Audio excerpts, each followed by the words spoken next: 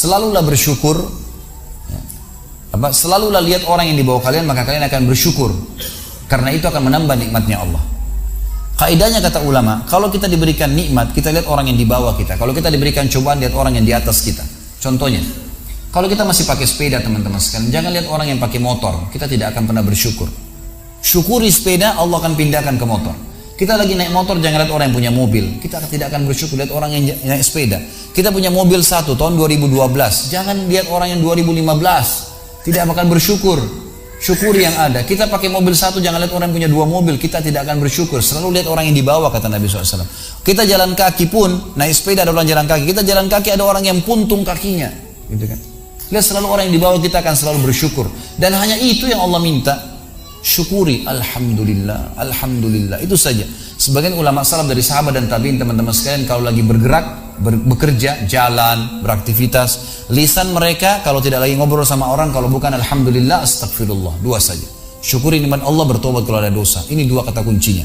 Alhamdulillah, alhamdulillah, alhamdulillah. Terus astagfirullah, astagfirullah, astagfirullah. Terus begitu, berzikir kepada Allah SWT. Sampai dinukil Syekh bin Baz rahimahullah, seorang mufti Saudi yang sudah meninggal, aslinya dari Yaman tapi warga negara Saudi yang buta matanya. Beliau rahimahullah, kalau lagi terima telepon, dinukil oleh dari murid-muridnya, kalau lagi terima telepon, kalau beliau lagi dengarkan pembicaraan orang yang sedang mengeluh, beliau sambil berzikir. Alhamdulillah, alhamdulillah, alhamdulillah, subhanallah, alhamdulillah, la ilaha illallah, Allahu akbar, astagfirullah. Lagi berzikir, gitu kan? Kalau sudah saja beliau jawab. Jadi tidak ada waktu jeda kosong. Selalu berzikir kepada Allah Subhanahu wa taala. Jeda lampu merah teman-teman sekalian, berzikir kepada Allah. Alhamdulillah, alhamdulillah, syukuri terlalu nikmat Allah. Karena ini passwordnya, ini kata kunci untuk bertambah nikmat. Dengan kalimat itu. Cuma sayangnya kita mau bersyukur, ya, kalau kita anggap itu nikmat. Saya menemukan penelitian saya pribadi di teman-teman di lapangan kita ini. Kenapa banyak umat Islam yang jarang bersyukur? Karena mereka mau bersyukur kalau yang sudah dianggap oleh dia nikmat. Kalau yang dia belum anggap nikmat, dia tidak bersyukur. Misal, targetnya mobil, Allah masih kasih motor. Dia tidak syukur itu motor. Kamu naik apa datang? Naik motor. Mana motor kamu? Itu tuh yang sudah butut, tuh sudah 5 tahun.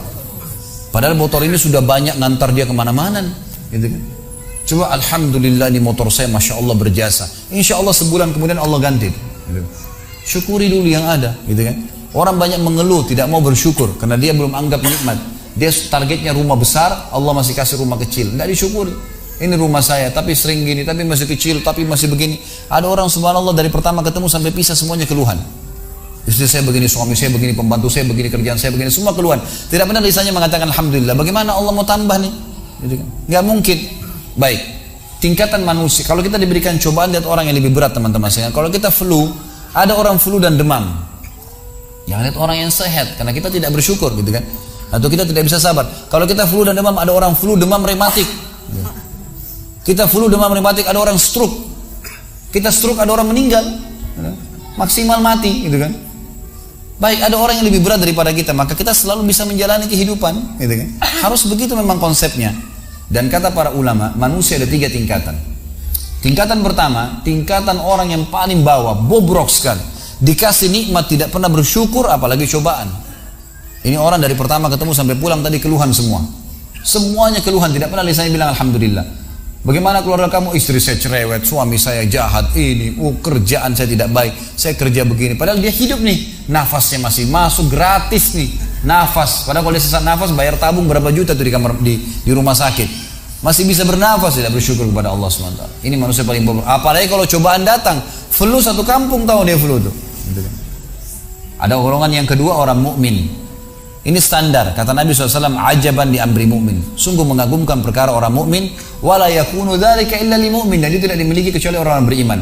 In asabahu sarra syakar wa in asabahu dharra sabar. Kalau dia diberikan nikmat dia bersyukur, kalau diberikan cobaan dia bersabar. Udah. Dan sabar ini teman-teman sekalian tangkap definisi dari saya. Sabar itu bukan elus dada duduk manis, salah. Indonesia suka itu sabar, ya disuruh duduk. Bukan, salah. Sabar itu kata ulama adalah menerima takdir Allah lalu ikhtiar cari jalan keluarnya. Itu sabar. Kita bangun pagi sakit nih, flu. Terima dulu takdirnya Allah. Allah lagi coba saya. Lalu ikhtiar minum obat. Itu sabar namanya. Jadi bukan sabar duduk manis. Ya sudahlah nanti Allah sembuhin kalau enggak bisa. Ini harus difahamin ya. Standar orang yang standar adalah orang mukmin tadi. Ada orang yang di atasnya. Kata ulama, diberikan nikmat bersyukur, diberikan cobaan bersyukur. Ini tingkatan tertinggi. Selalu lisannya pun bersyukur. Bahkan sebagian ulama salaf dari sahabat dan tabi'in, mereka malah bermuhasabah, beristighfar kepada Allah kalau dalam 1 tahun tidak pernah sakit. Mereka malah istighfar, ini ada apa ini? Gitu kan? Karena Nabi SAW mengatakan kalau Allah cinta seorang hamba, Allah akan mengujinya. Karena kalau ujian datang tidak ada waktu untuk bermaksiat. Gitu kan?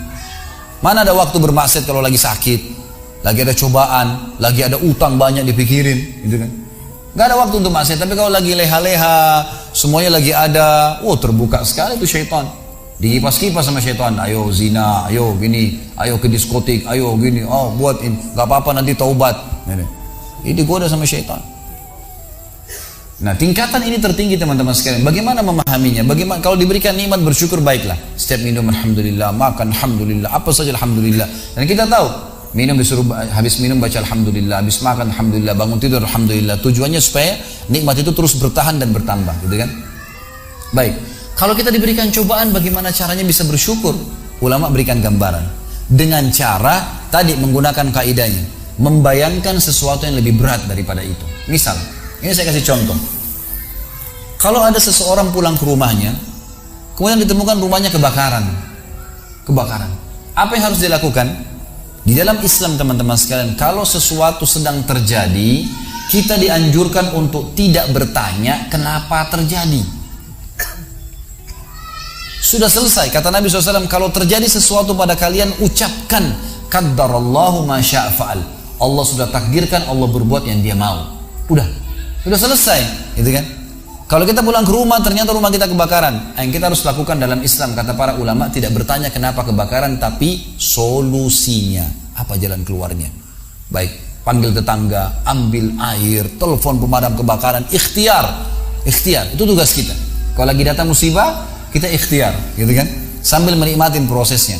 Ternyata rumahnya juga hangus, nggak ditemukan sedikit pun. Apakah dia masih bisa bersyukur teman-teman sekalian? Jawabannya iya, dengan sangat jelas. Dia bisa mengatakan alhamdulillah saya nggak di rumah pada saat itu. Kalau saya di rumah, saya ikut terbakar. Dan puncak daripada masalah kalau seseorang sedang ditimpa musibah teman-teman sekalian, kata ulama, adalah puncak mustajabnya doa. Puncak mustajabnya doa. Jadi kalau musibah sedang datang, itu luar biasa hubungan seorang hamba dengan Tuhannya. Allah ijabah doa-doanya itu. Apalagi kalau dia terzalimi, itu luar biasa kesempatan.